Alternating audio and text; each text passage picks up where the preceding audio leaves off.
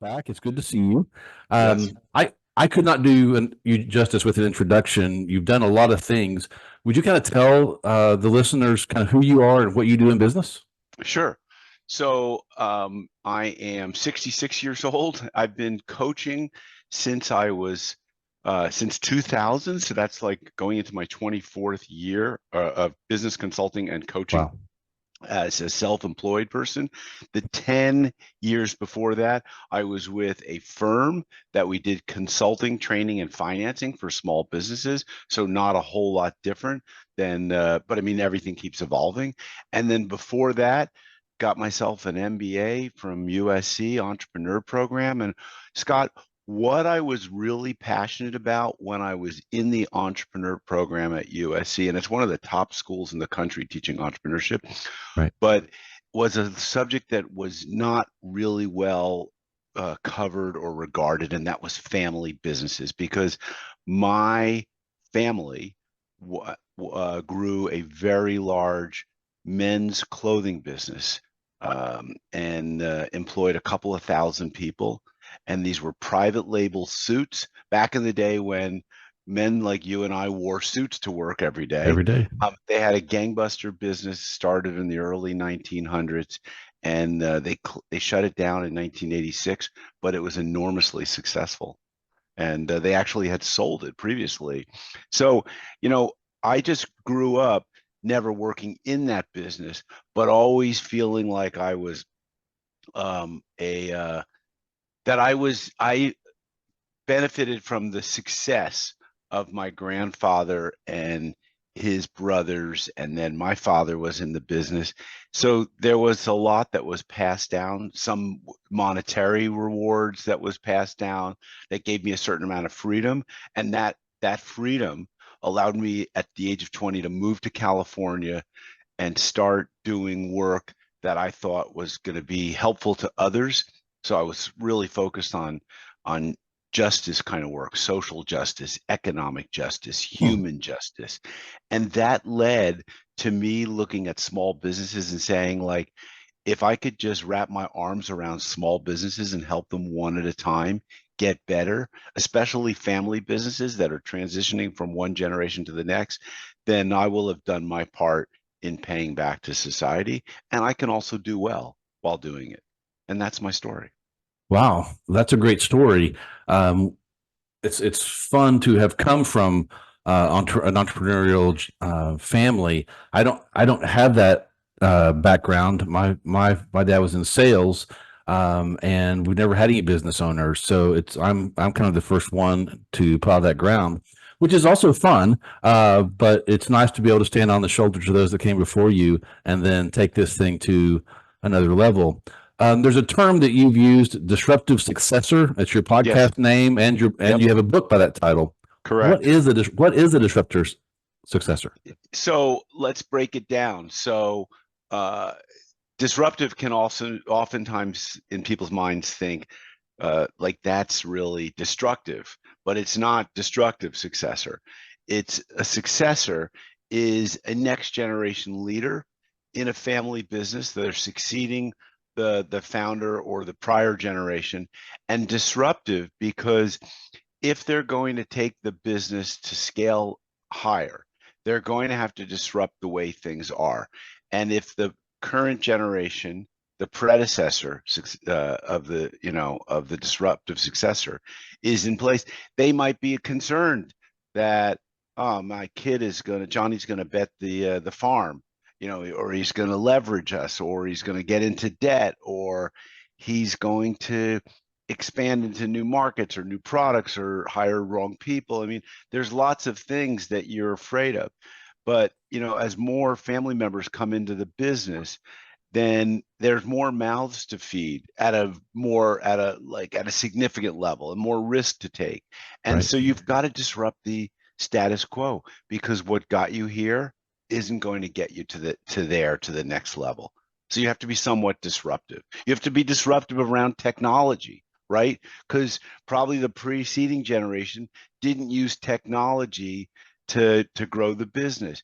You're Right. probably going to have to let go of some people that your mom or dad hired that have been around as long as they have, and they're just not fitting the new culture. They can't get with the use of technology, and it's a painful transition. Um, but I don't believe that people should be employed for life. It's not what this system is all about in terms of growing a business and in terms of life. And you're going to have to disrupt maybe the products or services or the markets, or so you've got to do things differently. And leadership is so different today than it was 2 generations ago or 1 generation ago.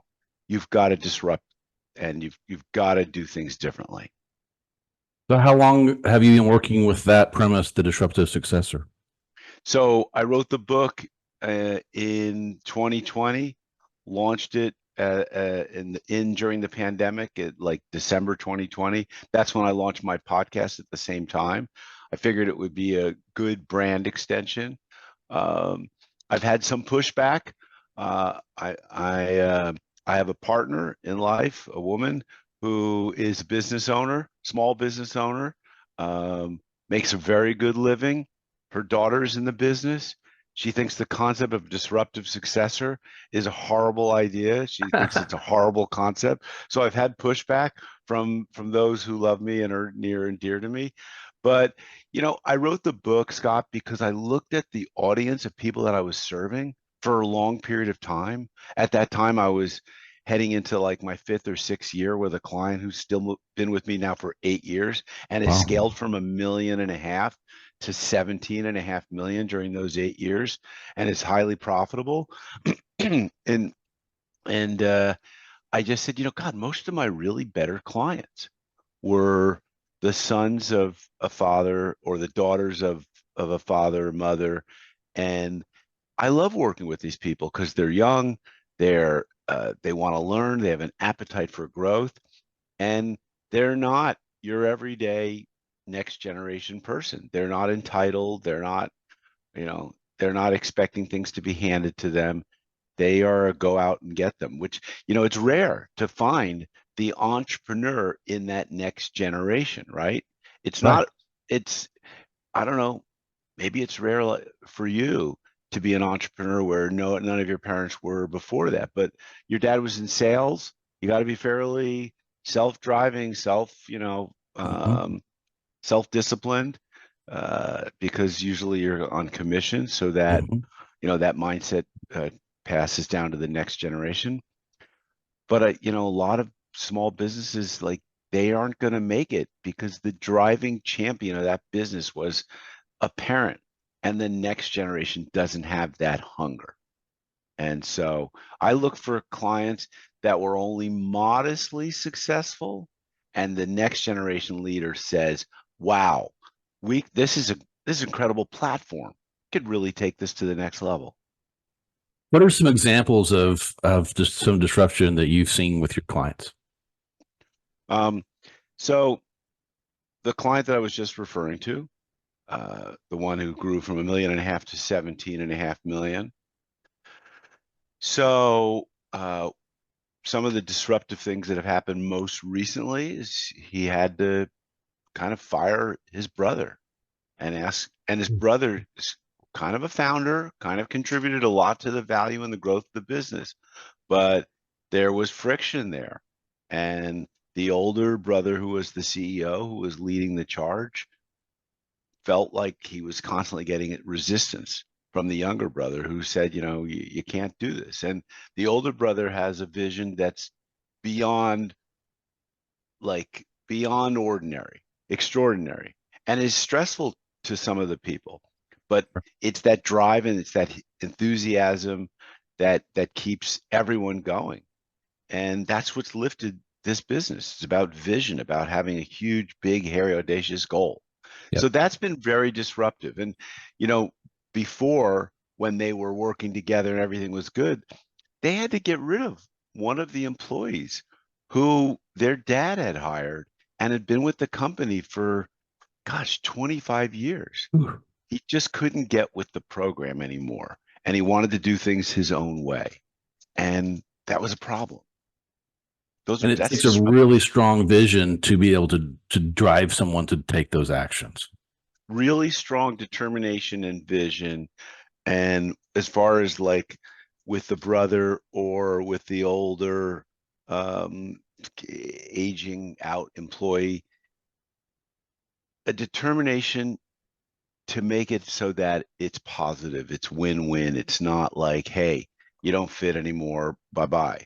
It's more like this isn't like where we're going and where you want to go. It's not like a great fit. Let's figure out how we part company and get you to land somewhere else. And you know, and in one case, like they didn't part company so great, and that's because the guy crashed and burned on the job site. You know, Hmm. And that's going to happen. You want to try to make it a soft exit if you can, but the most important thing is that you got to make sure that the business keeps moving in the direction of your vision. And if at least I've found that if your employees aren't willing to get on the team with that vision, then they've got to go one way or the other. yeah, exactly. So these are the challenges, and so my book attempts to provide a playbook. It does actually provide a playbook for people to follow that will allow them to scale the business up. And it talks about some of the dynamics that goes on between the generations and between siblings. And then of course my podcast, Scott, as you know, is a resource for for family business owners. I've had one of my clients listen to every single one of my episodes, and I'm on episode 157 at this point. So Wow. that's pretty impressive. They have a lot of time. They must really like me a lot. But it's because they listen to experts, people like you, people who are other. I've had many coaches on my show. I've had marketing people. I've had wealth managers. I've had insurance people. I've had people talking about philanthropic, nonprofit. I've had um, the most interesting shows, of course, I think, are the shows about families and family businesses. When I get people who are willing to come on air and talk about some of the challenges they went through, like my friend Jeffrey Jappa, who I went to business school with in 1989. So we're, oh boy, 35 years ago, Yeah. right? And tells the story of what happened as he came in and out of his dad's business, and then eventually, like the third time, was able to take over and buy the business from the dad. And that was a game changer, and an amazing story. It's actually kind of a sad story as it turns out right now, because Mhm. Jeffrey was able to scale that business to, oh gosh, 10x or more, 15x. And he was just in the process of exiting, meaning be stepping back. He hired a full-time CEO, and he was newly married, and life was really good. He was looking to buy a house in Newport Beach as a place that he could retire to, and suddenly he got hit by a car and was killed in the crash. And tragic, you Yep. know. So it makes you always pause to say, like am I living my life to the fullest? Am I grateful?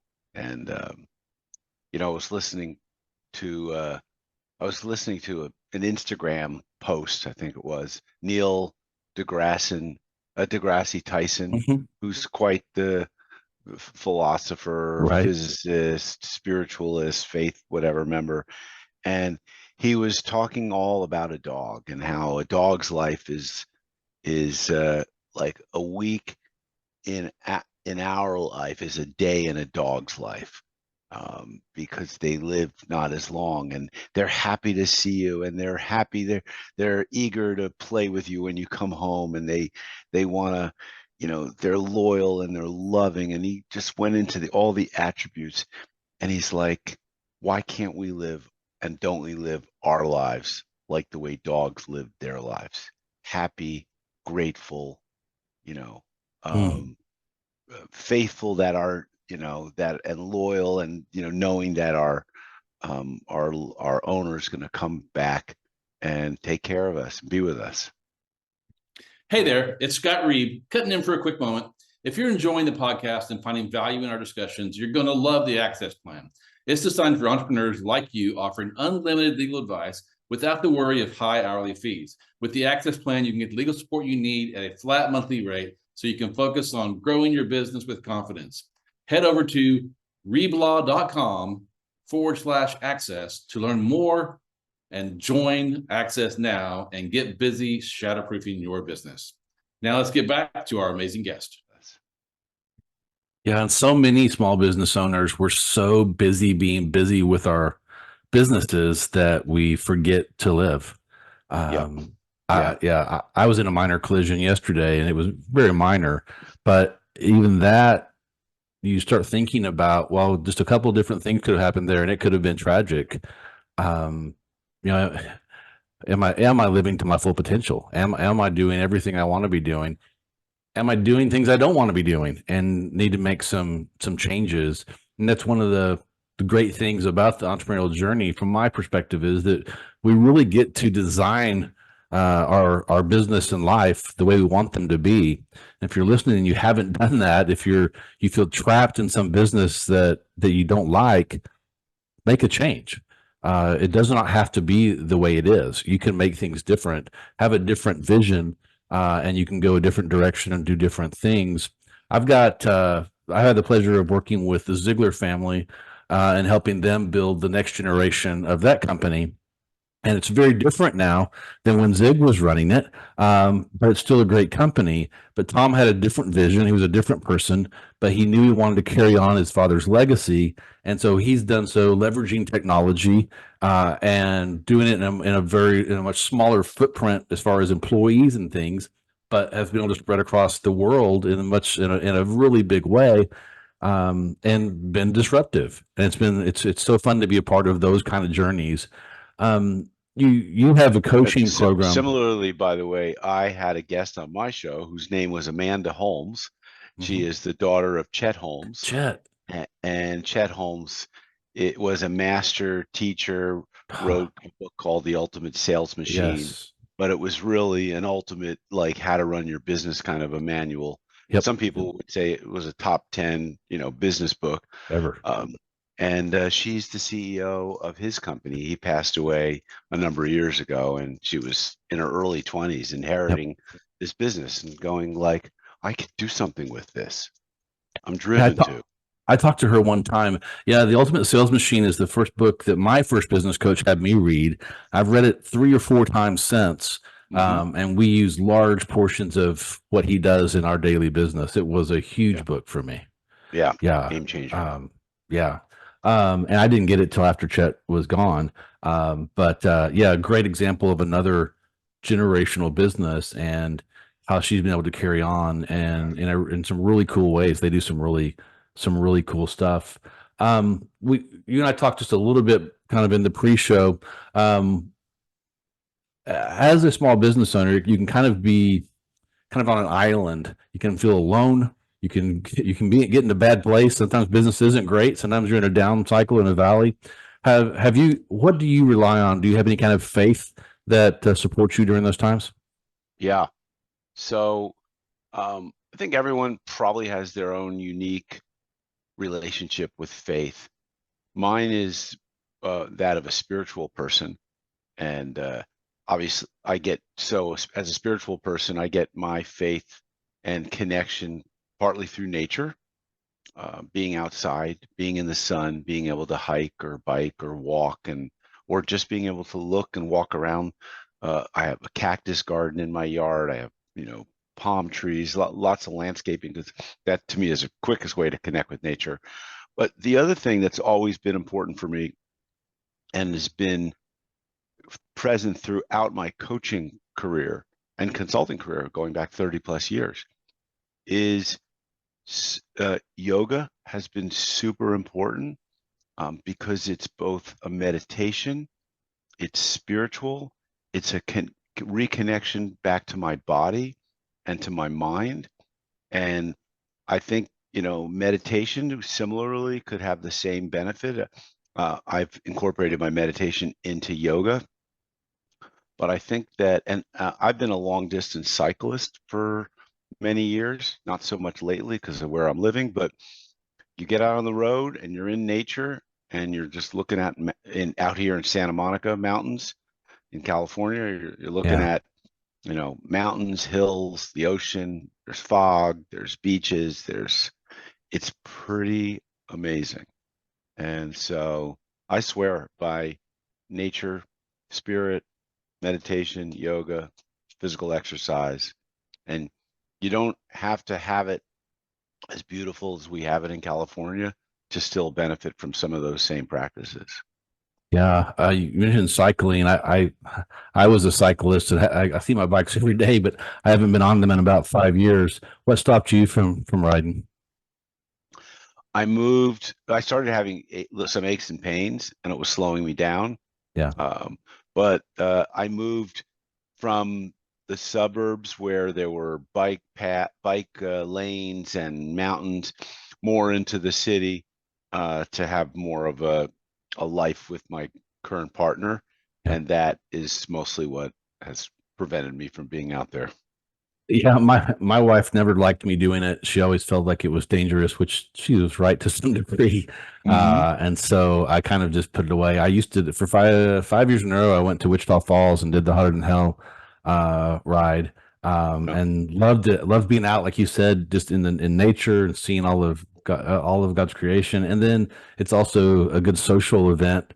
Usually, you can ride with groups and.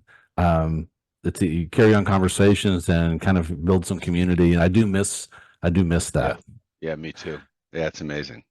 Well, tell me about your coaching, and if someone like who would be a client for you, and if they wanted to become a client, how would that happen? Yeah, so look, I've been coaching since 2003. Like I said, small business consulting since 87. Um, I try and have a modern coaching practice using technology, to easy to use software tools that allow people to build um, accountability and for tools that I can incorporate that help people focus. But coaching is about getting someone from here to there, from Mhm. closing the gap. And first, it's about understanding what they want. Um, so I keep my coaching focused around executive and leadership types topics and subjects, as well as business growth, business scaling. And of course, I don't stay away from, but I don't coach in the area of personal or life coaching. But when you're coaching someone's business, you're Yeah, coaching them personally as well.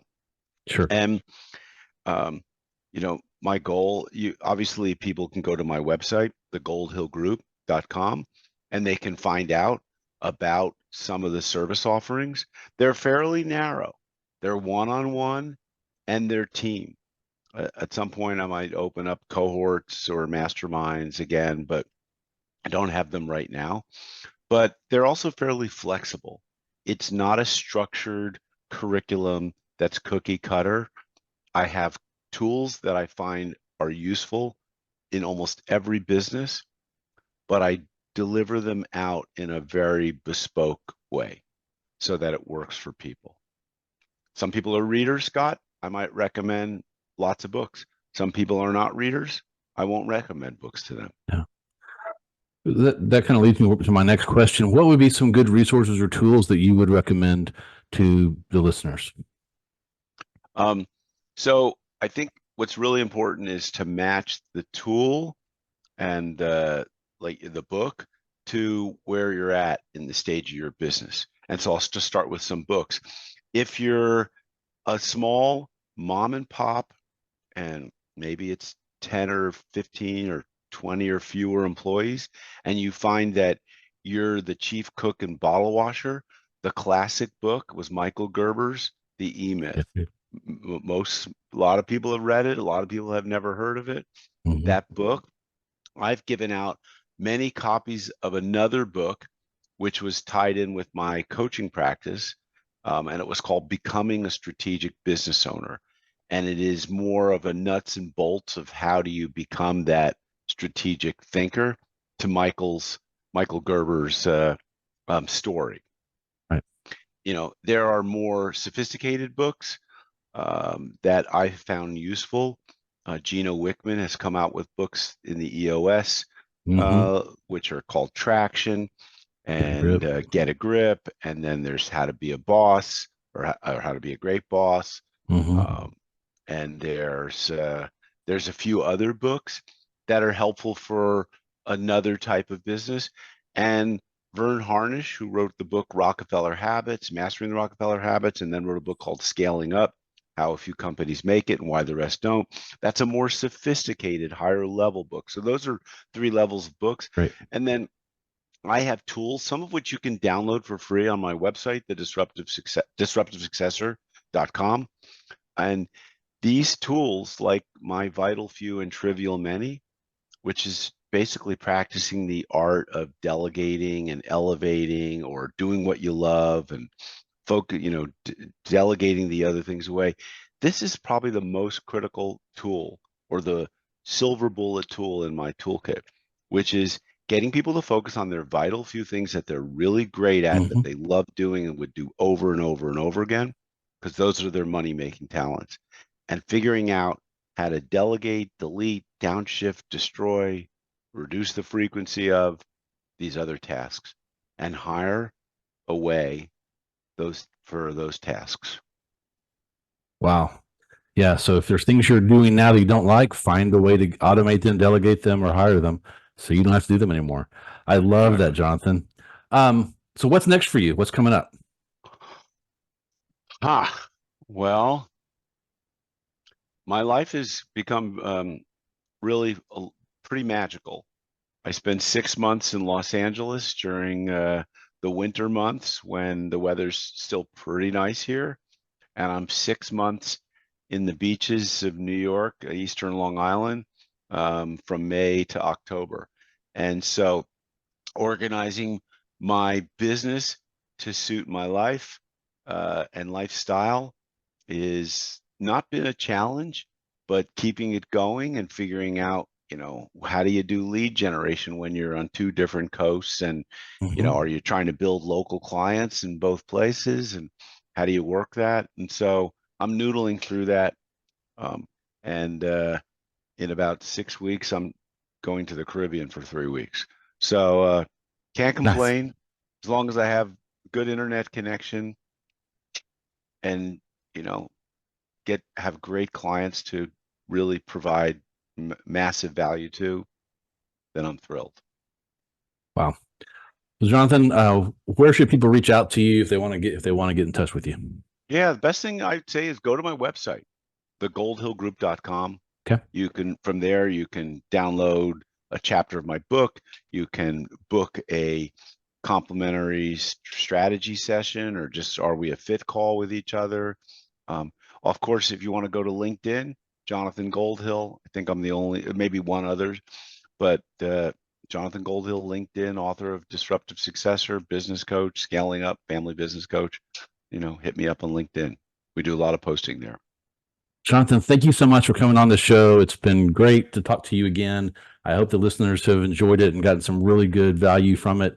And you've got some value for them on those websites. So I encourage them to go get that. And we'll put some of that in the show notes as well as some of the resources that you mentioned. So thank you for being on the show. If you guys liked this content, the stuff we've been talking about, then like and subscribe. And we'll see you next week on the Shatterproof Entrepreneur.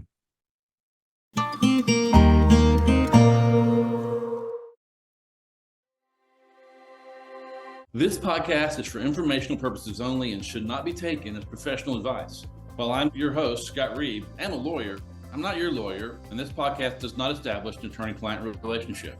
The views expressed by my guests are their own and not mine, and they may not even reflect the opinion of the Shatterproof Entrepreneur podcast.